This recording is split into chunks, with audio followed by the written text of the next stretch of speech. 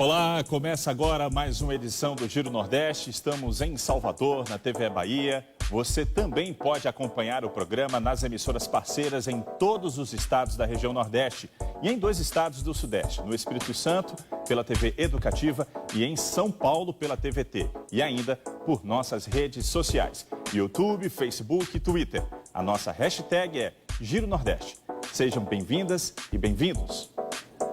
A convidada do programa de hoje é a diretora executiva da Anistia Internacional no Brasil, Jurema Werneck.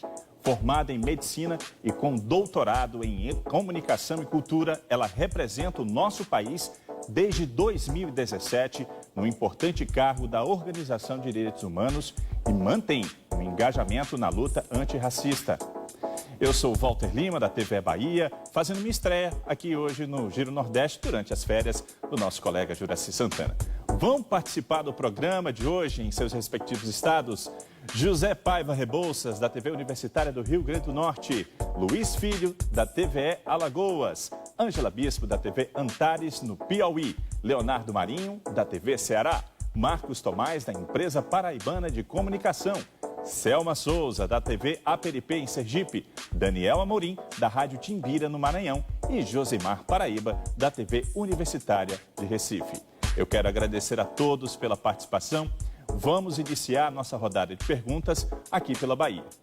O IBGE divulgou nesta quinta-feira que nos últimos 5 anos tivemos mais de 3 milhões de pessoas no Brasil não tiveram acesso regular a uma alimentação básica. Com isso, já são mais de 10 milhões de brasileiros nessa situação. E nesse número não estão os que moram nas ruas. É correto dizer que a fome voltou a ser uma triste realidade no Brasil? Boa noite e seja bem-vinda. Boa noite, Walter, boa noite a todas e todos que estão aqui conosco. Muito obrigada pelo convite, pela oportunidade. Para mim, pessoalmente, para nós da Anistia Internacional, é uma honra participar do Giro Nordeste nesse momento. Bom, Walter, o retorno da fome ao Brasil não é um movimento da natureza, não é um movimento espontâneo, né? Por trás e não é causado por um vírus chamado coronavírus, né? Por trás da fome existem negligências, políticas públicas ineficazes, políticas públicas que não estão sendo feitas, que deveriam ser feitas, ou se estão sendo feitas, estão sendo mal feitas. E essas políticas públicas têm por trás uma perspectiva muito importante. Era direito das pessoas ter acesso à alimentação, ter acesso à segurança alimentar. Você citou o dado que aponta que sequer o que acontece com as pessoas em situação de rua, mulheres, homens, adultos, crianças, idosos que vivem nas ruas, sequer foram contados, né? E já sabemos que segurança alimentar não é algo que está na rotina dessas pessoas. Já não estava antes e agora com a Covid, muito menos. O que nós vemos do ponto de vista da anistia, a gente diz, trata-se de violação de direitos humanos. O descaso, a negligência, o não cumprir o dever. O governante tem o dever de garantir a segurança alimentar das pessoas, porque é direito. O não cumprir o dever é violar o direito das pessoas. Como eu disse, não é natural, não é espontâneo e não é trazido pelo vírus. Não é. Não começou com o vírus, não vai ter. E para terminar, precisa que nós todas e todos entremos em ação para garantir que o Brasil retorne ao ciclo virtuoso de promoção dos direitos, de garantir os direitos, particularmente os direitos daqueles que estão na margem, que estão nas posições mais vulneráveis. A população de rua, por exemplo, mas não apenas. População negra, quem mora em favela e periferia, grande parte da população LGBT, antes e agora com a Covid, também está excluída, então não tem acesso, não está podendo trabalhar, não tem acesso a empregos adequados. Ou seja, tem uma série de falências e de falhas das autoridades, dos governantes, que acabam produzindo essa situação. Todo mundo tem responsabilidade de fazer alguma coisa para mudar esse quadro. Nós, que somos a sociedade, temos que agir para reivindicar e pressionar as autoridades para cumprir o seu dever. Porque não é justo, não é certo. Não é? E, por outro lado, as autoridades não têm outra alternativa se não cumprir o seu dever. E o Estado brasileiro tem mecanismos de diferentes níveis capazes de responsabilizar e chamar à ação essas autoridades que estão falhando terrivelmente. Obrigado, doutora Jurema Werneck. Agora vamos para Natal, para a participação de José Paiva Rebouças, da TV Universitária do Rio Grande do Norte. Boa noite. Olá, Walter, colegas de bancada do Nordeste, do Sudeste. Doutora Jurema, uma grande satisfação estar falando com a senhora. Agora, a partir dessa sua avaliação, como é que você viu o engavetamento do Renda Brasil e como a senhora avalia ou via o discurso neoliberal que pretendia suprimir várias outras ações sociais para fomentar esse projeto que tinha lá certa cara de eleitoreiro? Olha, Paiva, obrigada pela pergunta. Do meu ponto de vista, né, a marca, o desenho, o nome, isso é prerrogativa do governante. O que o governante não pode fazer é se esquivar de colocar em ação as políticas sociais necessárias, não apenas para garantir a segurança alimentar, ou seja, para acabar com a fome que está retornando, mas todas as outras. A gente está falando das iniciativas de políticas sociais, a gente está nesse momento com a população precisando da renda emergencial, e a renda emergencial reduziu 50%. Aqui no estado onde eu estou, no Rio de Janeiro, repórteres foram às ruas, foram aos mercados para ver o que se pode para comprar uma cesta básica com a renda emergencial agora que reduzida para R$300. Os repórteres foram em cidades do interior aqui do Rio de Janeiro e nenhum deles conseguiu comprar a cesta básica completa, com os R$300. E há que lembrar que a renda emergencial não é apenas para alimento, é alimento, medicamento, aluguel, as despesas da infraestrutura, né, da residência, água, luz, etc., etc. é garantir os cuidados com as crianças, os cuidados com os mais velhos, ou seja, os R$300 não foram suficientes nem para a cesta básica. Lembrando que ainda, vocês jornalistas têm visto, né, as grandes filas na porta da Caixa Econômica, as reiteradas reclamações e denúncias das pessoas que não conseguem resolver por telefone, por aplicativo ou mesmo na porta do banco o acesso ao seu direito. O que eu estou tentando dizer, Paiva, é que eu não me preocupo como é que o governante vai chamar a iniciativa, mas me preocupa ele não cumprir a obrigação de devolver para a população aquela renda que a própria população já gerou. Lembra que todo o dinheiro que o governante administra é fruto do trabalho das pessoas, dessas pessoas que nesse momento estão pleiteando o mínimo, porque renda emergencial é o mínimo em termos de direito, né? Porque elas têm direito muito mais que isso e não estão recebendo. Então, é fundamental que a gente enxergue, que a gente se mobilize e lute pelos direitos, né? O governante sempre vai ter uma alternativa cosmética, mas não é de cosmético que a gente está falando, nem de iniciativas, como você disse, eleitoreiras. Nos interessam medidas consistentes para acabar com isso, porque fome, pobreza e miséria que a gente está vivendo agora, fora desassistência à saúde, etc., etc., tudo isso é violação do direito que essas pessoas já tinham e têm. Os direitos estão garantidos e a Constituição já diz que eles têm obrigação. Portanto, cabe não apenas ao governante, mas às outras instituições do Estado fazer com que esse direito seja cumprido. Se o governante não está fazendo, existem instituições que têm o dever de recolocar o governante no caminho correto de cumprimento de suas obrigações.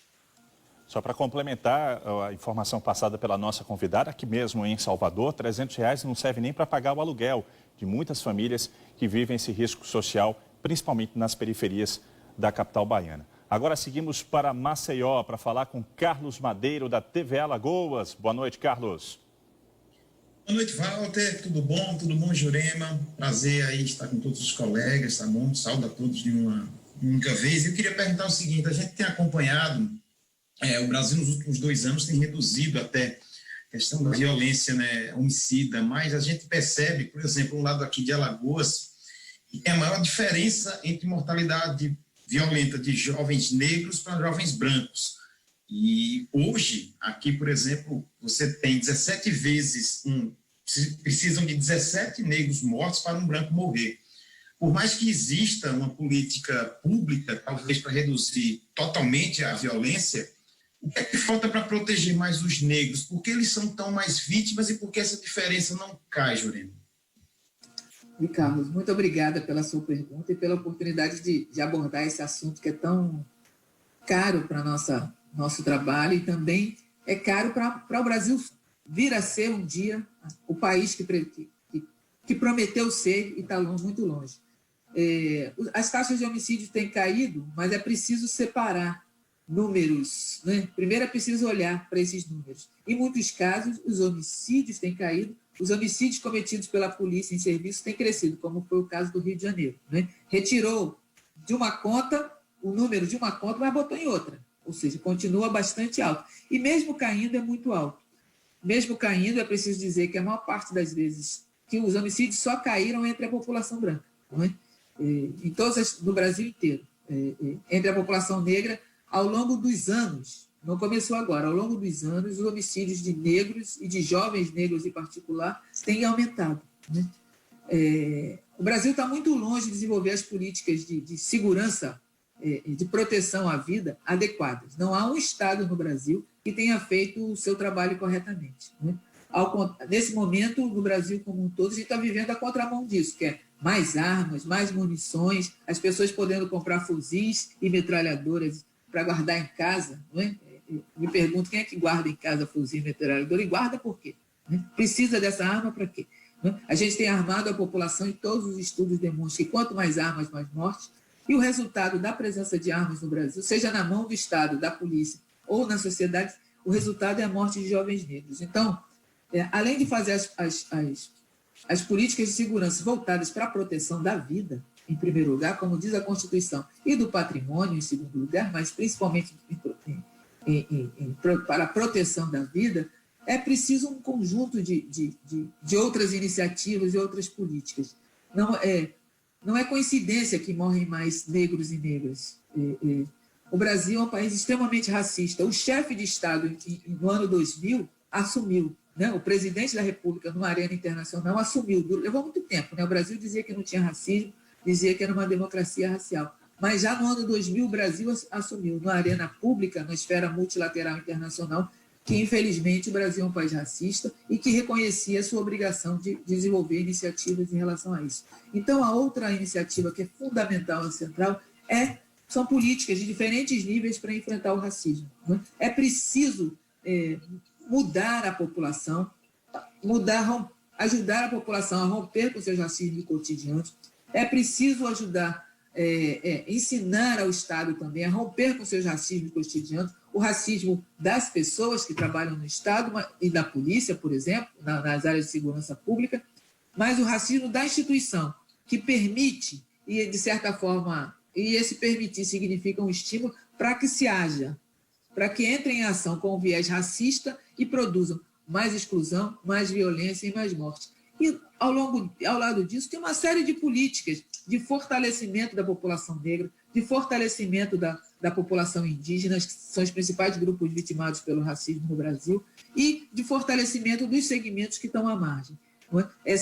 Devolver para essa população, para nós, a cidadania que temos direito, contribui muito para reduzir as condições de mortalidade. Mas é central que a gente desarme a população, é central que a gente rediscuta o papel da polícia. A gente está vendo os debates no Brasil, está vendo os debates nos Estados Unidos, na Europa, no campo de futebol, na Fórmula 1, no cinema, em Hollywood, tem em todo lugar. A gente está cada parte do mundo está se perguntando de que forma a gente vai enfrentar o racismo e de que forma a gente vai enfrentar o racismo, inclusive cometido pela polícia, que resulta em tantas mortes.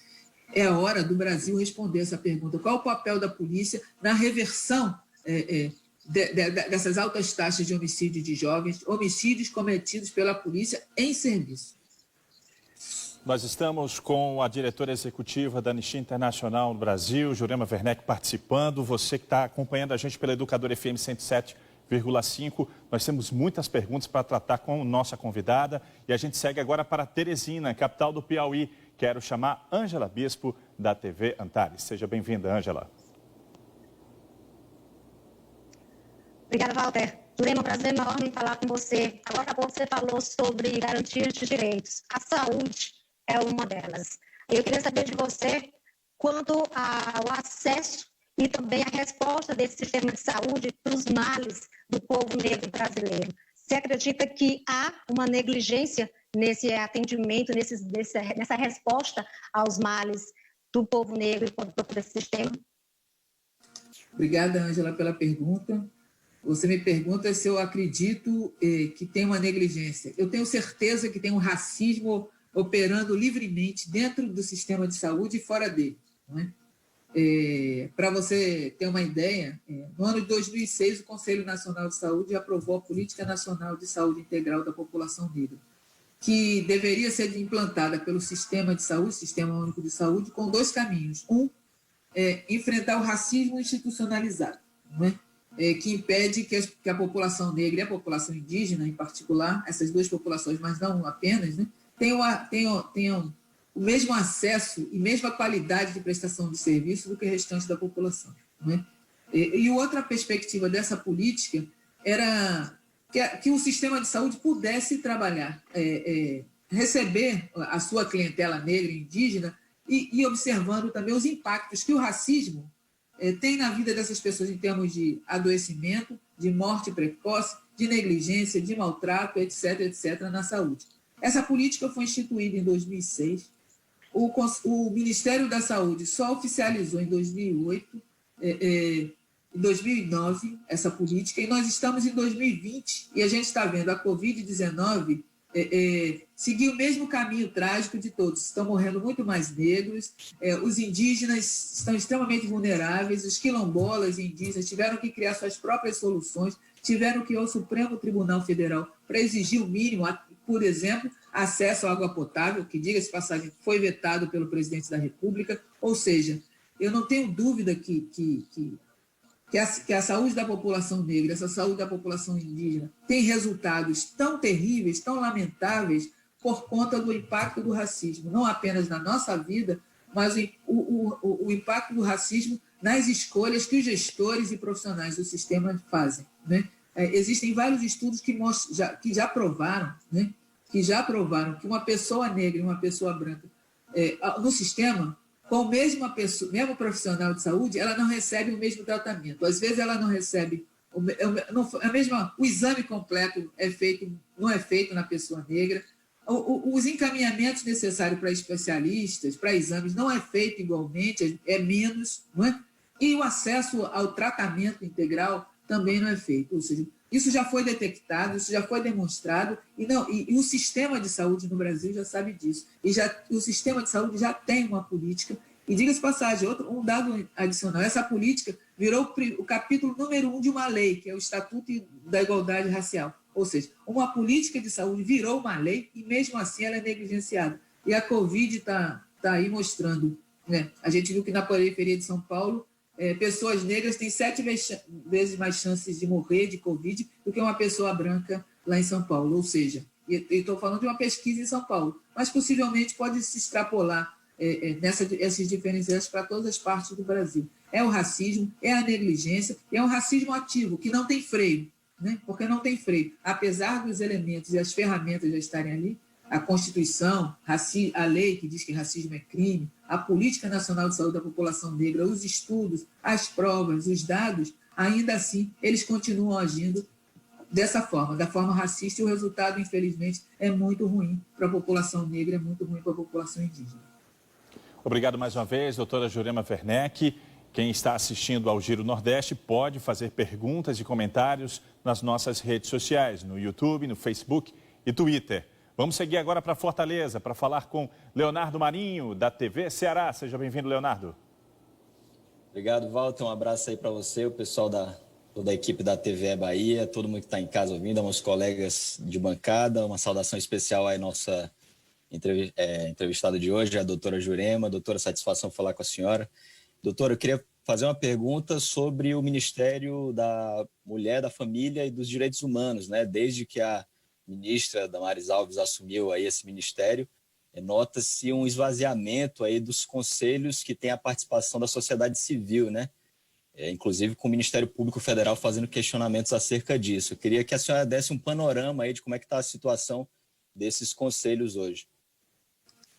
Olha, infelizmente, a situação é a pior possível, né? Esse esvaziamento, esse não cumprir o direito à participação que a sociedade brasileira tem, o direito de opinar, o direito de criticar, o direito de apresentar propostas e soluções.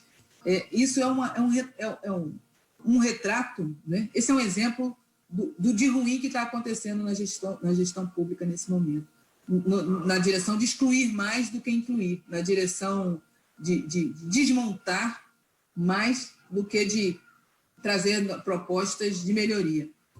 Infelizmente, o Ministério da Mulher, dos Direitos Humanos, da Família e dos Direitos Humanos tem sido um dos exemplos de caminhos de violação de direitos humanos, onde, apesar de sua missão, ser exatamente o oposto, né? Buscar formas, caminhos e políticas públicas para garantir que se cumpra os direitos das mulheres, não é? Se cumpra os direitos humanos de todas e todas, e a gente está vendo essa tragédia. Na pandemia, por exemplo, o feminicídio aumenta. As mulheres estão extremamente vulneráveis. E essa era a hora do Ministério estar agindo. Não sabe agir? Essa era a hora que o Conselho Nacional dos Direitos da Mulher poderia ajudar o Ministério a apresentar as respostas competentes e urgentes necessárias. O que a gente está vendo é um lavar de mão. Desmonta o Conselho, não há Conselho, não há uma interlocução qualificada, né? As vozes competentes não são ouvidas, e o que a gente vê é essa propagação de tragédias. O que a gente vê, correndo o risco de ser repetitiva, o que a gente vê são violações do direito que as mulheres, que as famílias e que toda a sociedade brasileira já tinham. É preciso... e quando eu falo isso, quer dizer, eu não estou lamentando e repetindo. Na verdade, a minha tentativa aqui é dizer a todo mundo que está nos acompanhando agora que é preciso fazer alguma coisa, não é? Não é preciso dar o jogo como perdido. O viés da negligência, da ausência e do desmantelamento não tem que prosperar. Cabe a nós, a todo momento, pressionar para que essas pessoas cumpram, e não tem que cumprir nenhuma solução mágica. A gente está falando de direito. O direito vem antes de qualquer governante. O governante está lá, ministro, presidente, governador, prefeito, ele está lá para cumprir o que é direito e não para agir contra ele. Então, parece que eu estou sendo pessimista e, por um lado, eu lamento muito as coisas ruins que estão acontecendo, mas eu estou sendo otimista também porque eu confio que a ação nossa, das pessoas, pode mudar esse quadro. Pois bem, seguimos a rodada de perguntas a Jurema Werneck, diretora executiva da Anistia Internacional no Brasil. Agora vamos a João Pessoa, na Paraíba, para falar com Marcos Tomás, da empresa Paraibana de Comunicação. Seja bem-vindo, Marcos. Obrigado, Walter. Quero saudar os colegas de bancada, em especial a doutora Jurema Werneck. Eu vou adentrar a seara esportiva, mais especificamente o futebol, que espelha tão bem a nossa sociedade, né, doutora Jurema? Um país, especialmente no Brasil, um país com uma relação tão devocional assim com o futebol. E há poucos dias o Neymar foi supostamente alvo de insultos racistas, né? Diante da inédita manifestação dele, no caso, na questão, uns já o acusaram de oportunista, de querer capitalizar em torno de outras ações de figuras, personalidades do esporte, como LeBron James, Lewis Hamilton, etc. E outros valorizaram a ação dele como, enfim, tomando algum engajamento pela causa. Fato é que figuras públicas negras brasileiras, né, a gente convive com uma inação ou mesmo omissão em relação ao racismo. Até onde a senhora acha que essa postura passiva, né, ou mesmo omissa de personalidades negras brasileiras também referenda esse racismo institucional que a gente vive, camuflado sob a bandeira de um país tolerante? Obrigada, Marcos, pela pergunta. Eu acho que a primeira coisa que me vem à cabeça é dizer que a gente não deve subestimar a dor que é a gente enfrentar racismo todo dia. Os esportistas, os jogadores de futebol também enfrentam, e nem é sempre fácil. A experiência do racismo é muito dura. Não é fácil a gente virar público e dizer que é racismo. Então, isso para dizer que eu acho bastante oportuno. Eu quero saudar a consciência racial do Neymar. Venha a hora que vier, ela é necessária, seja para o Neymar, seja para todo mundo. E essa consciência racial, e mais do que isso, se insurgir publicamente contra o racismo, é necessário. Isso ajuda, isso colabora, isso permite que a gente avance. É claro, o futebol brasileiro, o esporte brasileiro, tem muito trabalho a fazer ainda. Né? Tem muito trabalho a fazer. As grandes estrelas estão sendo pressionadas, e eu acho que pressionadas de forma saudável, é preciso que se posicionem. Então, a gente espera, né? Como eu disse, eu reconheço a dor, não é fácil, eu passei por esse processo todo, né? Não é fácil a gente um dia dizer, puxa, é verdade, tudo isso que está me acontecendo é racismo, estou sendo inferiorizada nesse nível, é muito doloroso, né? Mas é preciso que essas figuras ajudem a gente, estou dizendo a nós que já estamos comprometidos com isso, a fazer com que o Brasil avance, a fazer com que o mundo avance. A gente tem visto no tênis, né? Desde das irmãs Williams até a nova tenista jovem, que eu não lembro o nome dela agora, nós temos visto na Fórmula 1, nós vimos em Hollywood, a gente está vendo, o mundo está se movendo, e todo mundo está sendo convocado a se posicionar, e mais do que se posicionar, né? A gente espera, é claro, que todo mundo venha a público e diga, eu não aceito o racismo, eu não quero compactuar com isso. Mas a gente espera mais de cada pessoa. Né? A gente espera mais, a gente espera que se engaje. Não quer ir para a passeata, não vá. Não quer fazer post em rede social, não faça. Não quer dar entrevista, não faça. Mas faça alguma coisa. Porque quando não fazem, deixam sozinhos e desamparados um montão. Sejam outros lá no campo de futebol, sejam outros nos esportes, sejam outros. Todos aqueles seguidores, todos aqueles que torcem por eles, ficam desamparados porque vem neles um silêncio que é muito, não digo inaceitável, mas é muito difícil de suportar. porque a gente precisa deles, a gente precisa de todo mundo, mas a gente precisa deles também para ajudar na luta contra o racismo. E é urgente, é urgente. A gente tem visto pelas cenas que agora está sendo filmado, né, o racismo está sendo filmado, fotografado, a gente tem visto aquilo que uma pessoa como eu vê todo dia, né? E é muito terrível, é muito doloroso. Isso acontece todo dia. Então, todo mundo está sendo convocado. E eu acho muito bom que o Neymar tenha aceitado a convocação. Infelizmente, ela aceitou pela dor, né?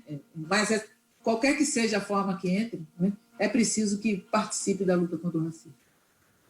Tem mais perguntas para a doutora Jurema Werneck. Agora nós vamos para o estado de Sergipe. Nós vamos falar com a nossa colega de Aracaju, diretamente de Aracaju, Selma Souza, da TV APRP. Seja bem-vinda, Selma.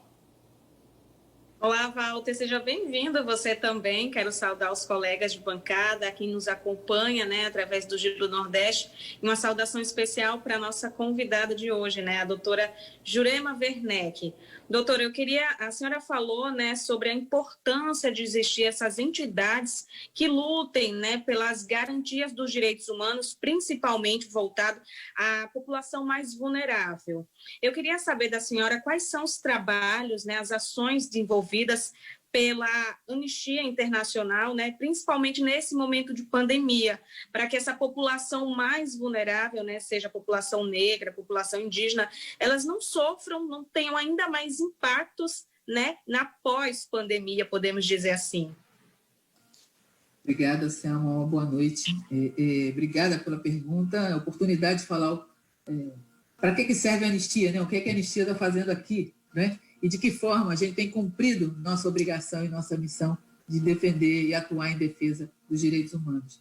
Nós iniciamos, junto com a pandemia, a primeira coisa que a gente fez foi, nós nos juntamos aos grupos mais vulneráveis para construir uma ação que buscasse, uma ação emergencial que buscasse as respostas necessárias para tentar preservar vidas, preservar a saúde das pessoas. Nós lançamos juntas com 38 organizações brasileiras, organizações de indígenas, organização de quilombolas, organização de moradores de favela e de periferia do Brasil, organizações que trabalham com crianças e adolescentes do sistema educativo, organizações que trabalham com pessoas que estão no sistema prisional, organizações LGBT, em especial a organização de mulheres trans e travestis. Nós trabalhamos também com organizações de trabalhadores autônomos, particularmente aqueles informais que estão extremamente explorados nesse momento. Nos juntamos também com organizações de saúde coletiva e organizações de profissionais de saúde e organizações de direitos humanos também, organizações indigenistas, além de organizações de índios, organizações que trabalham com índios também, que não, né, indigenistas. Fizemos um leque, conseguimos reunir um leque de 38 organizações e nós desenvolvemos uma campanha. A primeira fase da ação foi uma campanha chamada Nossas Vidas Importam. E por que esse título, Nossas Vidas Importam? Porque ela está na chave de Vidas Negras Importam. Ou seja, aquelas vidas discriminadas importam. E nessa campanha eram os próprios sujeitos e sujeitas, indígenas, quilombolas, mulheres trans, e diziam, somos nós, nossas vidas importam. E o papel da anistia foi ser uma plataforma de reunir e agir e colaborar. Essa campanha tem uma agenda, é uma agenda emergencial de ações que devem ser feitas para preservar a vida e a saúde dessas pessoas, né? Ações de saúde diretamente, chamando o sistema de saúde, ações chamando o sistema de assistência social, chamando a administração pública, enviou mensagens aos gestores públicos, a governadores, prefeitos, e presidente da República, vice-presidente, alguns ministros, né, e presidente da FUNAI, dizendo que eles tinham o que fazer. E essas pessoas já diziam, essas organizações e pessoas já diziam o que precisa fazer isso agora. Essa primeira fase se encerrou e agora a gente está preparando a próxima fase, né? Daí do Nordeste, eu falo daí do Nordeste porque eu estou aqui no Rio de Janeiro, né? Nós contamos, por exemplo, com a parceria no SEDECA do Ceará, né? Eu estava falando de uma organização que trabalha com jovens, entre outras coisas, né? Porque também tem feito ajuda humanitária, levando cesta básica, etc., mas trabalha com adolescentes e jovens no sistema educativo. Também no Ceará, com o Instituto Terra Mar, não é, que, fincado na ação de proteção de direitos humanos de pessoas na periferia, em diferentes áreas. No Rio Grande do Norte, nós trabalhamos, por exemplo, com o movimento de pessoas em situação de rua, do Brasil inteiro, mas também no Rio Grande do Norte, o representante, nosso interlocutor está no Rio Grande do Norte. Nós trabalhamos na Bahia com o Olodum. O Olodum se juntou a nós, por exemplo. Estou dando alguns exemplos dessas 38 organizações e várias outras organizações nacionais, porque a função da anistia é reivindicar os direitos humanos que todo mundo tem que ter acesso, mas também trabalhar e fortalecer aqueles e aquelas que lutam todo dia em favor dos seus próprios direitos. É isso que a gente está fazendo, é isso que a gente vai continuar a fazer. Eu tenho que te dizer, Selma, eu trago boas notícias, mas trago notícias que não são boas. Infelizmente, as autoridades brasileiras, tanto prefeitos, governadores e presidência da República, governo federal, não responderam adequadamente a isso. Não é? Eles seguiram na sua trajetória de ineficiência ou de negligência. Mas você sabe, né? Somos todos e todas ativistas. Para nós, o mote funciona, a luta continua e vamos continuar lutando. Obrigado mais uma vez. A nossa hashtag, para quem quiser fazer perguntas e comentários, é Giro Nordeste. Hashtag Giro Nordeste. Agora vamos para São Luís, no Maranhão. Quero chamar Daniel Amorim, da Rádio Timbira. Seja bem-vindo, Daniel. Muito obrigado, Walter. Seja bem-vindo você também. Um abraço para você, um abraço para os companheiros de bancada, para a nossa convidada de hoje, a doutora Jurema Werneck, da Anistia Internacional. Bem, doutor, existe um debate muito grande, né, sobre a questão das cotas raciais, né, que são as reservas de vagas, né, para pessoas de origem negra e indígena, por exemplo, em vestibulares, provas, concursos públicos. Qual é a sua opinião em relação a esse tipo de debate e também em relação às cotas raciais, principalmente em se falando de Brasil, né, que a senhora já falou sobre a questão de muitas desigualdades sociais que a gente tem aqui no país? Obrigada, Daniel. Muito boa noite. As cotas, o Brasil é um país extremamente desigual. O Brasil é um país que não cumpre, não oferece, não dá acesso a todos e todas de forma igual aquilo que elas já têm direito, aquilo que elas ajudam a produzir, ou seja, a riqueza nacional. E essa redistribuição precisa ser feita de várias formas, em política de saúde e em políticas de educação. Importante lembrar que cotas no Brasil, cotas para a universidade, por exemplo, já existem há muito tempo, muitos anos, muito antes dessas cotas raciais ou sociais dos anos recentes, né? Sempre houve. Filhos de fazendeiro viveram cotas, filhos de militares, etc., né, com facilitação de acesso, e isso nunca foi um problema. Não é? Eu vou dar o meu exemplo, Daniel. Como vocês viram, eu sou médica. Né? Eu entrei na faculdade de medicina na década de 80 do século XX, ou seja, do século passado. E quando eu entrei, eu entrei numa turma que tinha 120 estudantes. 120 estudantes. E a pessoa negra era eu, não é? O que eu quero dizer com isso? Que havia uma cota ali de 99,99% para brancos. Só tinha branco lá. Só tinha branco. E não era por uma deficiência nossa, percebe? Quando eu entrei na faculdade, eu descobri, porque a gente tinha aquela... Né, muita gente que está excluída pensa que... não só porque a gente pensa, é dito que quem entra lá entra por mérito, não é? Porque eles estudaram e passaram.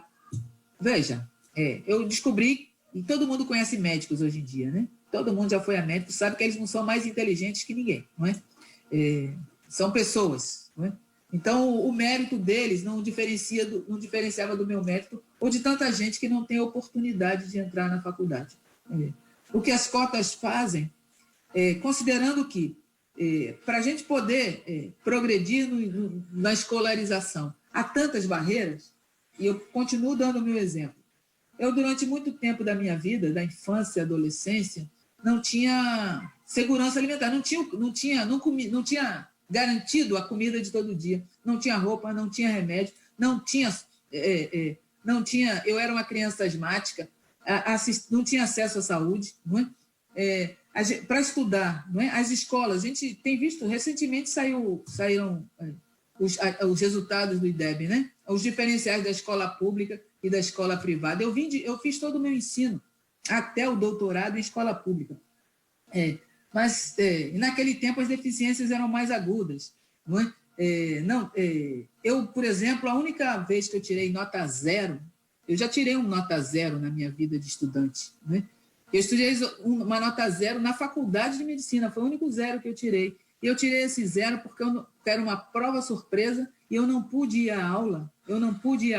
Porque a minha casa, o lugar onde eu morava, não só a minha casa, a casa de todo mundo ali, tinha sofrido uma inundação, a gente estava com água por aqui. Veja, eu estou dando esse exemplo, eu não estou querendo falar de mim ou da minha superação, eu estou querendo exemplificar a quantidade de barreiras que a gente enfrenta para estudar, para acessar a faculdade, né? Estando lá na faculdade, medicina estuda manhã, tarde e noite, é horário integral. A gente tem que comer, a gente tem que vestir, a gente tem que ter acesso aos livros, né? Tudo isso é muito dificultoso, não é simples. A cota, estou dizendo também que, mesmo entrando na faculdade, as barreiras continuam. Mas o que eu estou tentando dizer, a cota é uma das ferramentas, uma ferramenta simplesinha, que precisa várias outras, para tentar diminuir o impacto dessas barreiras no nosso acesso, não é? E, ao mesmo tempo, tornar a coisa mais equitativa, né? Porque se eu entrei em 120 só tinha uma negra, porque isso significa que os brancos estavam com acesso privilegiado, não é? Era muito privilégio. E olha que nós somos, a população negra, 56% da população. Se a gente fosse reivindicar o que é nosso de direito, né, a gente teria que ser a maioria nos bancos escolares de qualquer faculdade, de qualquer ensino médio e de qualquer ensino fundamental. Não é isso que acontece, né? Eu sou a favor das cotas, eu acho que as cotas precisam continuar. Toda vez que elas são questionadas, a gente tem que perguntar: está analisando o direito ou está questionando porque não quer nossa presença por lá? Porque quando eu entrei, eu continuei sofrendo racismo, né, de professores, de alunos. A convivência ela é violenta, a gente não vai lá para se divertir, a gente vai lá. Eu estava lá porque eu entendi que aquele era meu direito. Todo cotista que entra tem direito, ele está cumprindo o seu direito. Então a gente precisa continuar e é preciso que a população compreenda e estimule essa iniciativa e todas as outras para diminuir as barreiras que estão colocadas, porque são muitas e não é justo. Obrigado, doutora Jurema Werneck. Seu triunfo tem que ser de exemplo, tem que servir de exemplo. Agora vamos para o estado de Pernambuco, para a participação de Josimar Paraíba, da TV Universitária Recife. Seja bem-vindo, Josimar. Obrigado, Walter. Olá, doutora Jurema. É difícil não associar, doutora Jurema, a sua história de vida às questões todas que a gente está tentando trazer para discutir o Brasil nesse programa. É difícil não fazer essa relação. Eu li que a senhora perdeu a mãe muito nova e quando era estudante de medicina, descobriu que sua mãe morreu também por um atendimento inadequado, ou falta de atendimento adequado para ela naquela condição que, se eu não me corrija se estiver errado, foi por uma questão de um AVC, um problema de um AVC. A senhora acha que a cor da pele, a condição social dela interferiram naquele momento, naquele tratamento, naquele momento de atendimento dela, e trazendo isso para hoje, até que ponto ser negro no Brasil pode significar um fator de risco para várias doenças, como, por exemplo, a Covid, que não tem um recorte racial, não é isso? Obrigada, Josimar. E obrigada por dar oportunidade para retornar ao tema da saúde e da desigualdade e o impacto que ele tem na vida da gente, né? De fato, minha mãe morreu quando eu tinha 14 anos, né? Ela morreu de um AVC. Antes dela morrer, não é? Semanas antes, ela começou a apresentar os primeiros sinais, não é? E meu pai era porteiro em um hospital. Né? A gente não tinha acesso ao sistema de saúde, né? Naquela época, o sistema de saúde era muito mais precário do que agora, ou talvez igualmente precário, mas agora se chama Sistema Único de Saúde, né? Desde da Constituição e logo depois temos o Sistema Único de Saúde, mas ela morreu antes. E não tinha o sistema de saúde, não tinha o sistema de saúde inclusivo. A gente não teve assistência. Meu pai, como porteiro de hospital, pediu o favor ao médico de plantão, numa noite, pediu para levar a minha mãe lá, né? Porque ela estava passando muito mal, era terrível, ela sofria muito de dores, né? E levou a minha mãe lá. Ele atendeu, medicou com analgésico, né? Anos depois, né, já quando eu estava na faculdade de medicina, estudando neurologia, lendo o livro de neurologia, um livro da biblioteca, porque quando eu estive lá não comprei nenhum livro porque eu não tinha dinheiro, lendo o livro de neurologia, lá descrevi o quadro padrão, né? Geralmente é muito raro a gente encontrar na prática médica uma pessoa que tem um quadro de doença igualzinho que está no livro, né? Mas o que me chocou é que da minha mãe, tudo que eu lembrava que minha mãe dizia que sentia, estava escrito no livro, ou seja, era aquele quadro padrão, assim. E como ela não teve acesso, né? Ela foi atendida de favor, e foi atendida no início de uma noite, num plantão de médico que estava fazendo um favor para o meu pai, que era porteiro. Ele medicou com analgésico, não viu aquilo que eu pude ver depois, né? Ela faleceu 15 dias depois. Aí você pergunta, a cor da pele tem a ver com isso? A cor da pele tem a ver com isso. A cor da pele significa falta de acesso, desassistência, pobreza e falta de alternativa.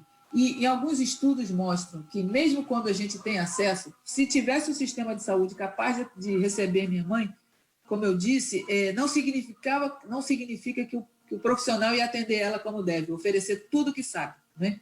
A gente vê, os médicos do sistema público e privado geralmente são os mesmos, né? E os resultados do tratamento é completamente diferente. Até o dizer bom dia, né, diz mais a clínica privada, repleta de pessoas brancas, do que no sistema público, onde 80% da clientela é negra.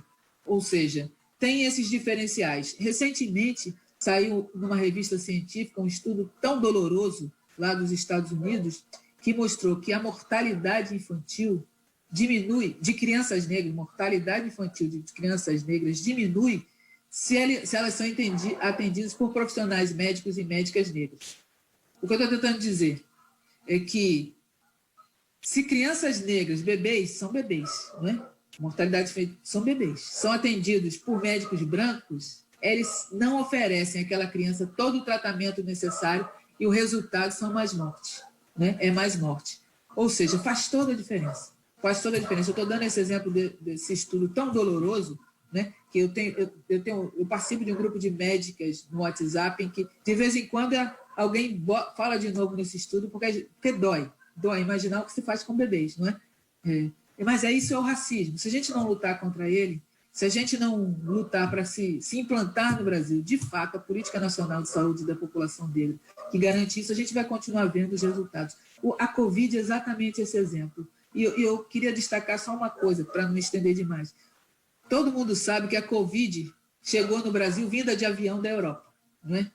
O alto executivo, ou gente que foi de férias para a Itália e para a Espanha, que trouxe para cá. Não é? Não era gente da favela. Né? Sabendo disso, né? Isso foi se espalhando. Isso começou em São Paulo. Né? Como é que dava tempo de pedir que se espalhasse em São Paulo? Era mais fácil, entre aspas, de bloquear as áreas ricas e brancas, né? E impedir que se espalhasse. Né? Mas como explica, tendo começado em São Paulo, atingiu os povos indígenas isolados lá no interior da Amazônia. Como se explica, tendo começado em São Paulo, está fazendo esse estrago tão dramático no Nordeste, não é? Como se explica tudo isso? No Rio de Janeiro, a primeira pessoa a morrer de Covid foi uma empregada doméstica. Desnecessário dizer qual era a cor, a raça dessa empregada. Ou seja, faz toda a diferença. Estou tentando dizer que faz toda a diferença. E essas mortes não podem ser vistas apenas, eu boto um apenas entre muitas aspas, porque a morte é uma perda irreparável, não é? Uma morte por negligência, por descuido, por desinteresse, por racismo, é uma perda irreparável. Mas essa perda significa uma perda enorme para aquela família, para aquela comunidade, para aquela cidade, para aquele estado e para esse país. Quase 135 mil mortos até agora. Não é? Imagina o que significa isso. A maioria são negros, indígenas, são os pobres, são os que estão nas margens da sociedade. Que país é esse? Como é que vai haver um país depois disso? Né? A gente precisa enfrentar o racismo, porque senão Como disse o escritor no título de um livro, não haverá país nenhum, porque não é possível, né? Não é certo, não é justo. Obrigado. É hora da pergunta do público que está acompanhando o Giro Nordeste. Luciano Nascimento participou pelo Facebook e comentou: Jurema, como avalia o desmonte da Fundação Palmares e seus paradigmas de defesa da população negra no Brasil? Eu posso dizer que a palavra lamento é muito pouca, né? Dá uma indignação. A população negra lutou muito ao longo desde o regime da escravidão, mas quando se derrubou o regime da escravidão por nossas próprias forças e lutas, a população negra passou a lutar, entre outras coisas, para garantir que o Estado brasileiro e o governo tenha instituições competentes para enfrentar o racismo e garantir a inclusão da população negra em patamares mais justos. A Fundação Palmares foi um dos primeiros mecanismos conquistados, e olha que foi, né, no governo do presidente José Sarney, né, levou quase o século inteiro para conseguir um mecanismo governamental que trabalhasse com isso. A Fundação Palmares tem a função também de garantir o reconhecimento das comunidades quilombolas. E um parênteses, comunidades quilombolas são comunidades instituídas desde o regime da escravidão e do pós-escravidão imediato até os dias de hoje. Ou seja, são grupos que têm agido em favor do Brasil e da liberdade já faz um tempão. E quando se desmonta isso, é mais do que desmontar uma instituição, é mais do que desmontar uma fundação. É, na verdade, um atentado contra as conquistas, não apenas da população negra, a conquista da população brasileira em favor da inclusão de todos e todas. Eu lamento terrivelmente, mas, infelizmente, o que está acontecendo da Fundação Palmares é um espelho do que está acontecendo em outros setores. Infelizmente, o que a gente deve fazer é lutar contra isso. Muito bem, estamos aí. Essa entrevista está sendo exibida por televisões públicas, tanto televisões quanto rádios públicas. Este é o Giro Nordeste e você é o nosso convidado para participar. Ainda dá tempo de mais uma pergunta daqui da Bahia. Para a diretora da Anistia Internacional no Brasil, Jurema Werneck, doutora, desde o ano passado, o índice de desmatamento e queimadas na Amazônia e agora no Pantanal aumentou e chamou a atenção dos brasileiros e de pessoas e autoridades em diversos países pelo mundo.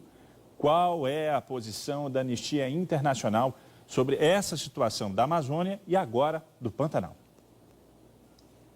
Obrigada pela pergunta. Bom, já em 2019, né, quando o fogo aumentou e assumiu aquelas proporções, a Anistia foi a primeira organização a enviar aquelas imagens para o mundo. Nós estávamos lá documentando as violações de direitos humanos, porque a queimada de agora, a gente conseguiu comprovar. As queimadas de agora tem por trás invasão de territórios que devem ser preservados, são territórios indígenas, áreas de reserva, territórios quilombolas que devem ser preservados. Essa invasão já é uma violação do direito, já é uma violação da lei. E essas pessoas invadem, essas pessoas desmatam, visando principalmente, mas não apenas, a criação de gado, né? O Brasil é o maior exportador de proteína do animal do mundo. A gente vê na televisão, canais de televisão dizendo que agro é tech, agro é pop, mas agro tem sido também desmatamento, queimada, violação de direitos humanos dos povos tradicionais e dos povos indígenas, e agora tem contribuído também para levar a Covid para os povos indígenas, quilombolas, nesse momento. Ainda hoje mais cedo, eu participei de uma conversa, né, de uma live, né, com pessoas que atuam dentro da Amazônia. Eu participei num debate com a Neidinha Suruí, que atua em Roraima, em Rondônia. Participei também com a Simone Caripuna. Participei com a Rita Becker, que também atua na região do Amapá e do norte da Amazônia, norte do Pará, ou seja, indígenas e indigenistas e pessoas que trabalham dentro da Amazônia, vivem e trabalham dentro da Amazônia. E as palavras que elas trouxeram para definir a situação que estão vivendo hoje são medo, risco, ataque e desespero. Né?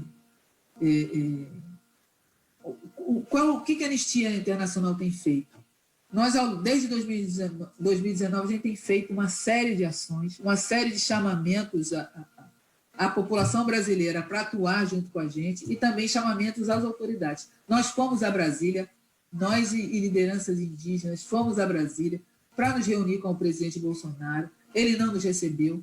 Nós fomos 2 vezes a Brasília para falar com o presidente Bolsonaro. Ele não nos recebeu. Na primeira vez, ele designou funcionários de escalões mais baixos, mas da segunda vez nem isso, não é?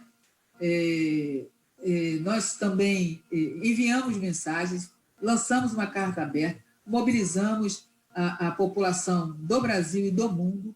Nesse exato momento, se você for lá no nosso site, nós estamos lá com um chamado à ação para todo mundo enviar uma mensagem para a empresa JBS. Nós constatamos em nossas pesquisas, nossa documentação na Amazônia, que a JBS falhou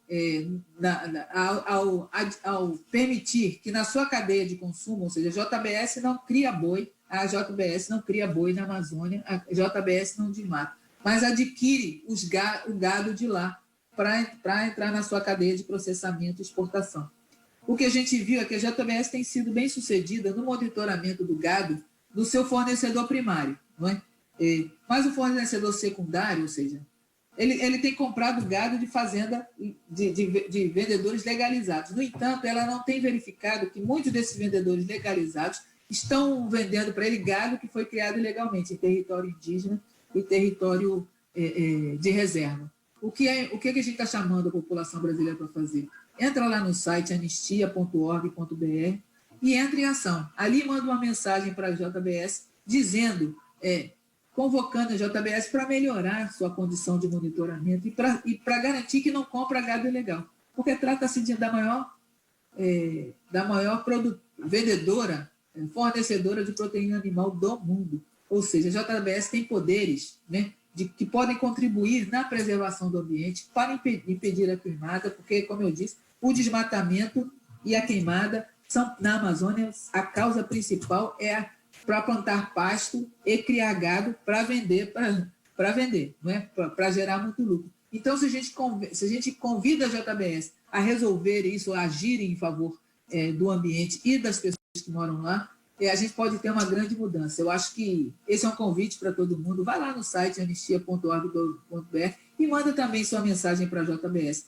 Pessoas no mundo inteiro estão mandando mensagens para a JBS. A gente espera, assim, poder contribuir com o Brasil, contribuir para a mudança desse quadro terrível que a gente está vendo, que é o país pegando fogo, né? De norte a sul do Brasil. A gente já tem visto a fumaça do Mato Grosso, já está no Paraná, no Rio Grande do Sul, chuva ácida no Rio Grande do Sul, fogo no Sudeste, Campinas, São Paulo já está pegando fogo em vários lugares, e a Amazônia está da forma que está, os povos indígenas expostos ao fogo, à fumaça e à invasão. A invasão significa ameaça à vida, destruição dos modos de vida e destruição da casa onde eles moram. É uma tragédia sem fim, e agora levando a Covid também. Então é isso que a gente faz, a gente se junta às pessoas que estão sendo atingidas e convida a todos e todas que não são diretamente atingidos para fazer alguma coisa para mudar esse quadro. O nosso tempo já está quase acabando, mas ainda dá tempo para mais uma participação. Vamos agora para o Rio Grande do Norte. José Paiva Rebouças, da TV Universitária. Doutora, o atual cenário do mundo, modificado primeiro pelos novos meios de comunicação, mas agora pela pandemia e pela nova ascensão de governos que flertam com o totalitarismo, exige dos que lutam por ações afirmativas uma nova abordagem, uma nova linguagem sobre as próprias ações afirmativas e a defesa dos direitos humanos, sobretudo no que diz respeito às populações mais vulneráveis?